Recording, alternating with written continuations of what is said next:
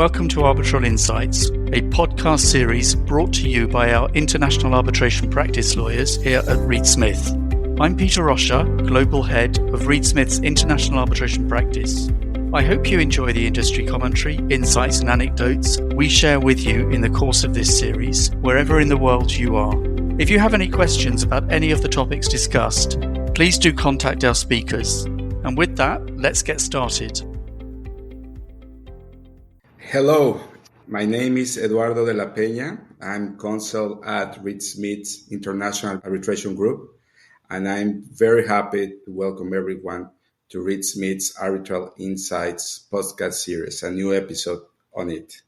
And this is an episode that is particularly pertinent in the moment we're in. We'll talk about the intersection between international arbitration and the United Nations Convention on Contracts for International Sale of Goods, known generally as CISG. And for this episode, I'm particularly pleased that we have with us a real expert in the subject matter. Edgardo Muñoz is with us. Edgardo is a law professor, an arbitration practitioner, and author. He's tenured professor of law at the University Panamericana in Mexico since 2014, has held appointments as well as visiting professor and scholar in renowned universities as Columbia University in New York, University of Turin in Italy, University of Montreal, and McGill University in Quebec. He's member of the prestigious Advisory Council of the UN Convention on Contracts for International Sale of Goods, CISG, and is the current correspondent of Mexico before UNIDROIT. He obtained law degrees in Mexico and France, holds Master of Laws degrees from the University of Liverpool in England and the University of California, Berkeley in the US, has a PhD, summa cum laude from Basel University in Switzerland. He was part as well of the arbitration and sports law team of a prestigious Swiss law firm for several years.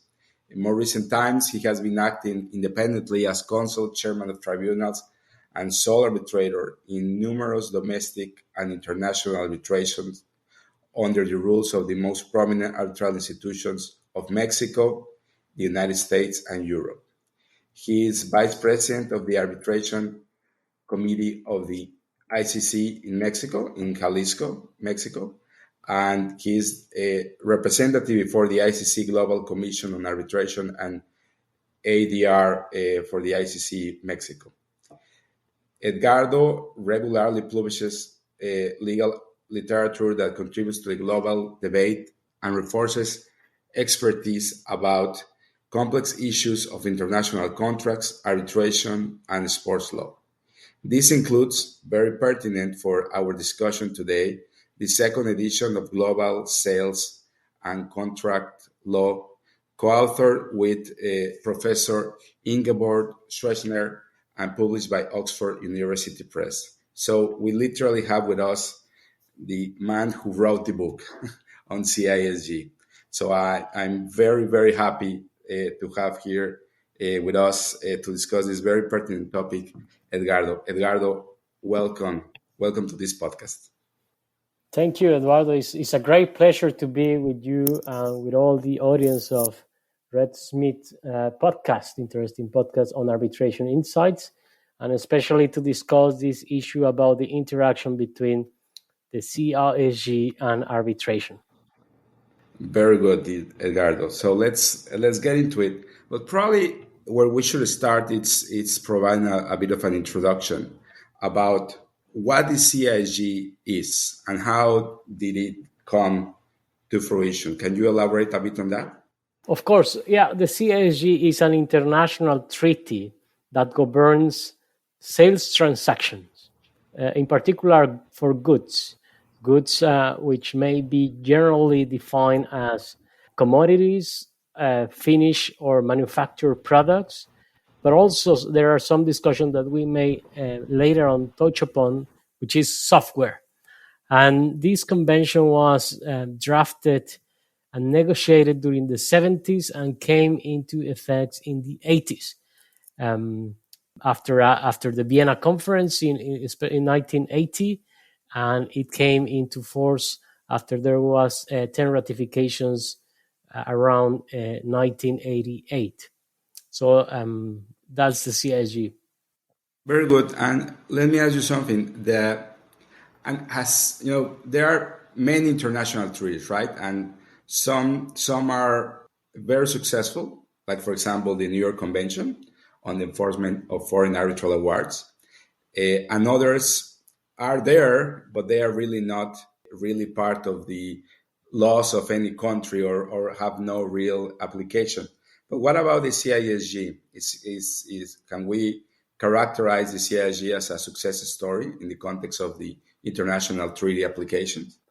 I think we can, Eduardo. I think that probably together with the New York Convention, the CISG is one of the most successful international treaties dealing with commercial issues, with commercial law. The CISG has today 95 contracting states. Basically, all industrialized countries, with two exceptions or big notable exceptions, are part of the CISG. And these exceptions are the UK and India. The rest of the world has adopted the CISG as the law applicable to international sale of goods. And therefore, I think that if we count by the number of arbitral awards published and court decisions that have been gathered in specialized databases reflecting on the current practice of the CISG, we can, I think, say that the CISG has been a success in terms of actual real application in the world. Very good. And let me ask you something. So how does it become applicable, the CISG? Meaning that, is it one of those cases where only parties whose nationality is one of the member of the contracted states, only the contracts between those types of parties could be governed potentially by CISG, or is the scope broader? The scope is the main rule is, as you mentioned, the CISG applies to international sale of goods between businesses or parties which are located in contracting states. And actually, the term is who have their place of business in contracting states. It's not the domicile, it's not the place of incorporation. It's a place of business broadly defined. And that's the first rule. However, the second rule of the CISG with regards to its application is that the CISG may also apply when the rules of private international law of the judge who is competent to know a CISG case lead to the application of the law of a contracting state. Because the CISG has been ratified by one state, let's give as example France, the CISG has become French law with regards international sale of goods. So if, for example, a judge in England, who is not a contracting state, England, the UK, comes to the solution under its own conflict of law rules that the law applicable is France, and we are in front of an international transaction, international sale of goods, the CISG would apply as part of French law, irrespective of the fact that probably one of the parties or none of the parties has its place of business in a CISG contracting state. So those are the main two rules for applying the CISG. This is very interesting because I think I have told you this story before. I have one matter where I was representing a Mexican entity, and in the other side there was an Indian party in the case, and the Mexico is party to the CISG, but not India, as you just mentioned. Notwithstanding the application of the governing law, let me put it this way, of the arbitration, was Mexico. And because the CISG is part of Mexican law, So the applicable law ended up being on that specific arbitration, because we were talking about the sale of some chemical products, was Mexican law. Was the CISG was part of Mexican law. So I think that's where you are referring, I think. That's correct. Yes, and in any occasion when there is a choice of law clause designating the national law of a contracting state without excluding the CISG, because the CISG allows itself in Article 6 to be excluded, but without exclusion, the CISG would apply in those cases where a national law of a contracting state has been selected. Very good. Let me ask you something, because of course, when we use the phrase international sales of goods, I mean, that seems very broad and can cover many things. So, being a bit more specific, what are the type of sales that are covered by the CISG? And probably more pertinent, which type of contract or sales are not included or covered? Article 2 is the relevant provision within the CISG to determine or to answer this question. In general, the CISG applies to goods, and goods, it should be defined within or by the rules of interpretation of the CISG itself that are in Article 7. And this rule says that we should promote uniform application, uniformity in the understanding, and good faith. So goods are understood to be movables, and as I mentioned before, they are commodities or manufactured products. It may include software when the software is where the property of the software is completely transmitted to the buyer. Otherwise, it may be considered only a license. And besides that, everything that falls into this category would be included in the convention unless it is expressly excluded. And Article 2 tells us, for example, that consumer transactions are excluded. So if you buy goods, even though we have two parties with places of business in different contracting states, the CISG will not apply because those goods will be used for personal or family use. The CISG also excludes the sale of securities, for example, shares, stocks, and all that represents equity investments. It will exclude money. It will exclude from commodities, interestingly, electricity, but not oil and gas. And also will exclude the sale of aircraft, ships, boats, and all those exclusions, express exclusions, were simply because the delegates, when negotiating the convention, thought that there will be too many difference to be breached between contracting states, and they decided to leave that aside. Something important to mention at this state, Eduardo, is that the CISG governs practically all issues concerning the international sales of goods contract, except for two things. One of them is the effect that the contract of sale has on the property of the goods. The CISG actually bounds the seller to deliver the property of the goods, but the CISG doesn't tell us when those property passes, or whether it is possible that the seller enters into the contract for goods that he does not own. That's something that the CISG doesn't govern, and therefore there will be another law that should be applicable to that case. And the CISG does not concern issues of validity of the contract, except when it tells us that question of validity is going to be governed by the convention. For example, the CISG tells us that the contract may be concluded and proved by any means, not only in writing.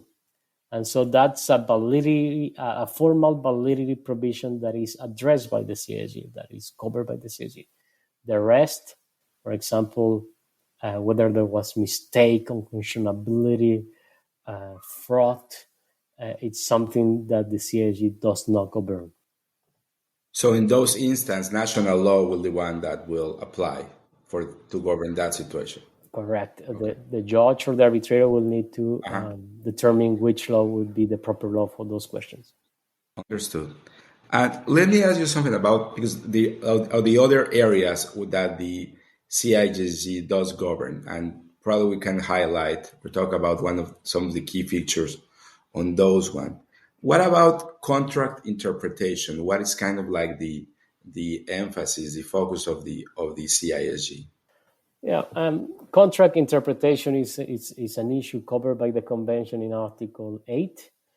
And the rules in Article 8 reflect harmonization in terms of what is usually the rules of interpretation in the civil law and in the common law. If you look at Article 8.1, you will find what is called the subjective criteria of interpretation. It gives value to the understanding that the parties, the contracting parties, had when they made the statements, when they did certain conduct, when they performed certain conduct, if the other party could have not been unaware. That's the first rule. You will interpret any statement or conduct of a party in the sense that that party wanted to give, within the meaning that party wanted to meet, if the other party could not have been unaware of that meaning.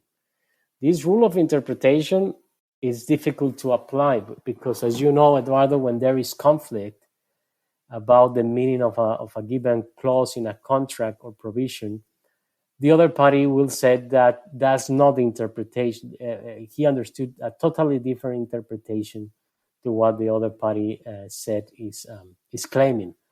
And in most instances, we go to the second rule in Article 8, which is very common law. We use the understanding of a reasonable person in the same position as the party receiving the statement, listening to the statement, or watching the conduct of the other party to unveil the meaning of such a statement or conduct. And that's the rule that usually operates for contract interpretation in the CISG. No, interesting. It's always interesting in this, particularly in this convention, how you are, which is like arbitration, where you're trying to combine two legal worlds, right? I'm generalizing, but the common law world and the civil law world with its tradition and its way to analyze or address legal problems. And you try to come up with compromises, which I think in this instance are very clear about the civil law intention prevails and the common law, that the parole evidence rule, right? That whatever it's specifically in the text, in the four corners of the contract applies. So it's a bit of a middle ground that seems to me that they are trying to approach here. Yeah. Well, it's more the reasonable person standard, because it's interesting when you mentioned the parole evidence rule. Actually, the CISG will not apply the parole evidence rule or the plain meaning rule, because the third number of Article 8 tells us that unless the parties had decided otherwise, the negotiations or conduct subsequent to the formation of the contract may be taken into consideration when interpreting what a reasonable person meant or what the subjective understanding was. But it's good you mentioned this. And a different thing I wanted to mention from your comment, Eduardo, is that in many instances, in practice, you will see contracts where lawyers decide to exclude the application of the CISG. And in some of the surveys carried out to understand why they are excluding the CISG, it's interesting to see that the answer is because, and this is the answer from the common law lawyers, they say because it looks too continental European, to civil law. And then when you see the answers of those lawyers from civil law tradition, they tend to exclude it because they say, no, I think the rules are too common law oriented, too common law characterized. As a matter of fact, the CISG is a great compromise between both worlds, as you mentioned, and is very similar to arbitration, simply because they were created by comparative law working groups. No, very good. Yes, very interesting. And yeah, I've seen in many contracts, right, that would otherwise apply where there's this opt out from the CISG. And of course, myself being a disputes lawyer, I get the contract once the dispute has arisen, and it's very interesting. But sometimes you ask the questions, why did you exclude it? And there's not a very clear answer to the question, Correct. which is interesting. Let me ask you something about another area that is interesting. I think it's about remedies.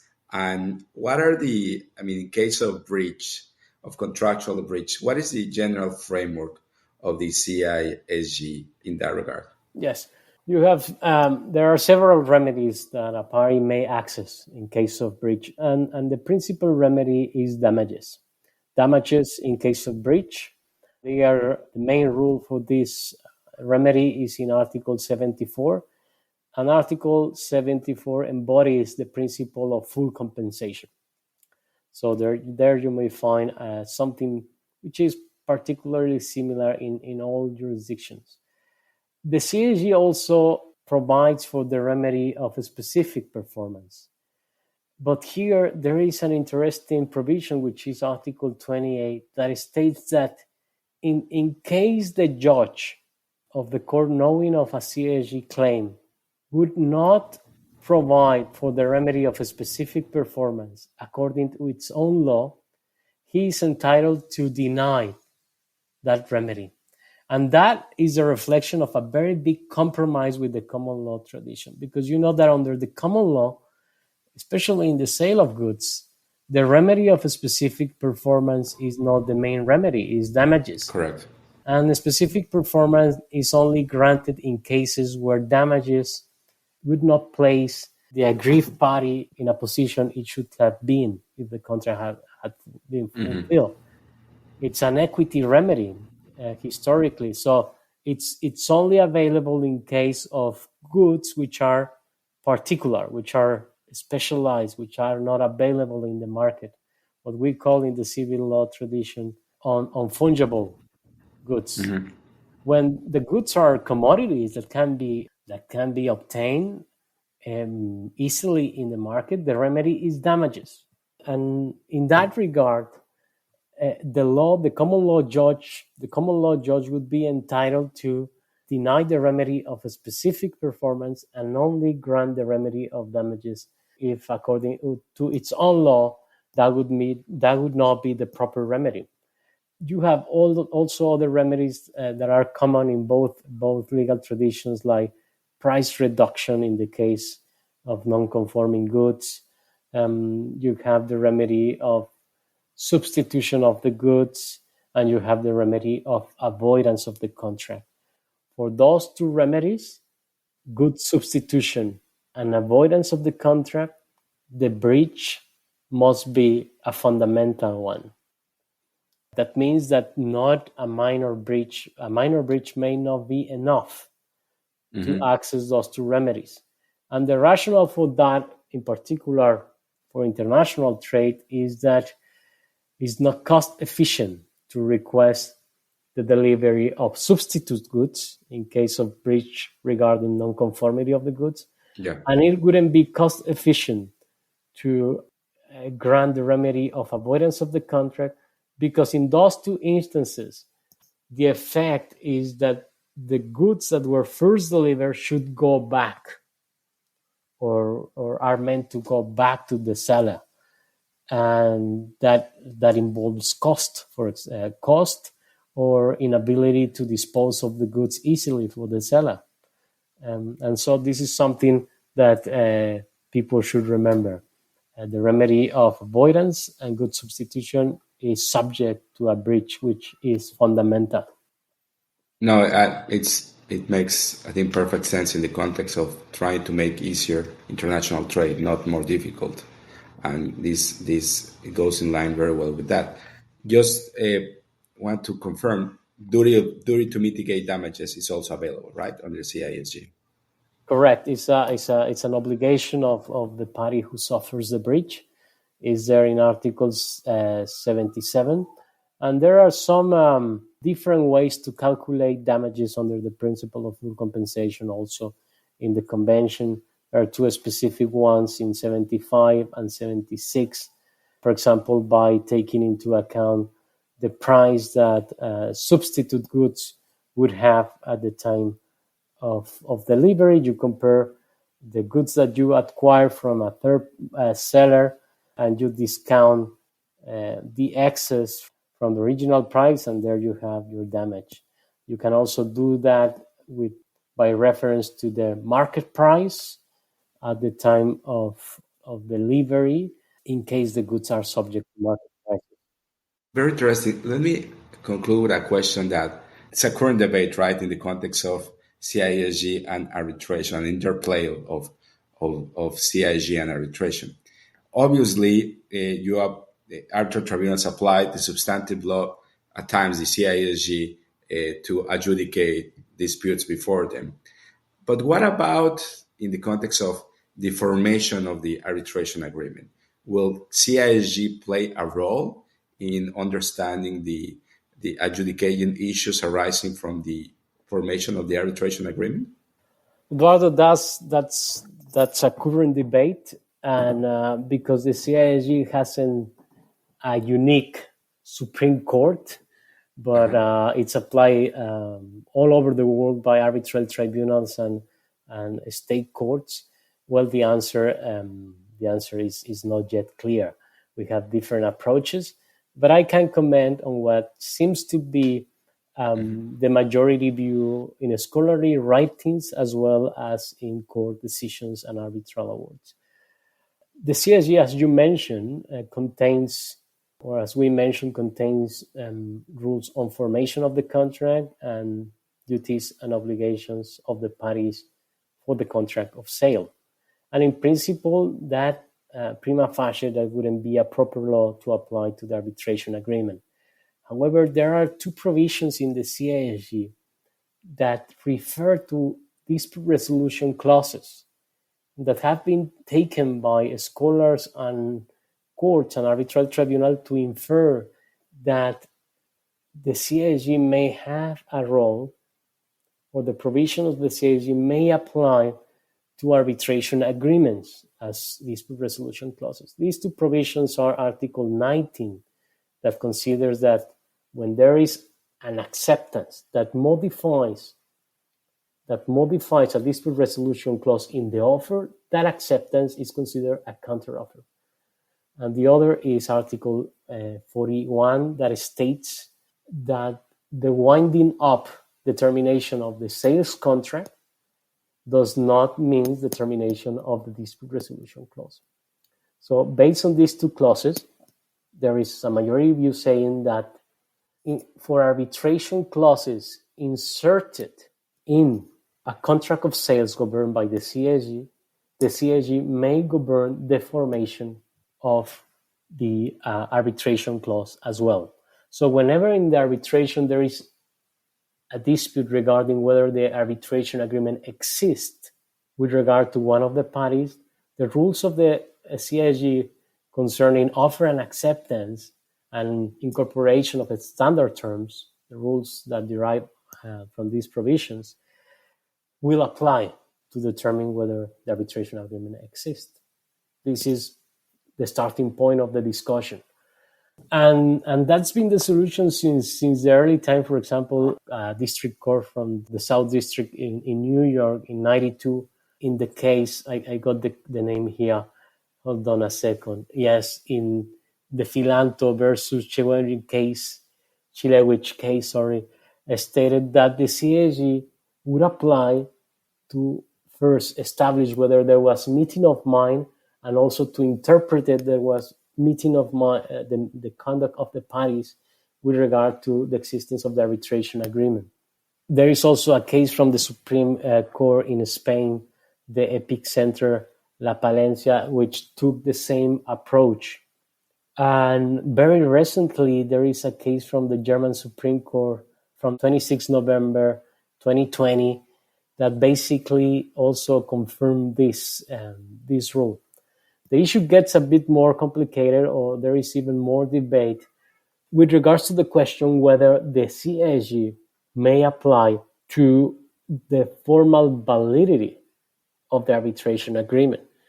If we remember what I just said, that the scholars and courts have mentioned that because there is these two provisions that makes reference to dispute resolution clauses, the CISG would apply to the formation.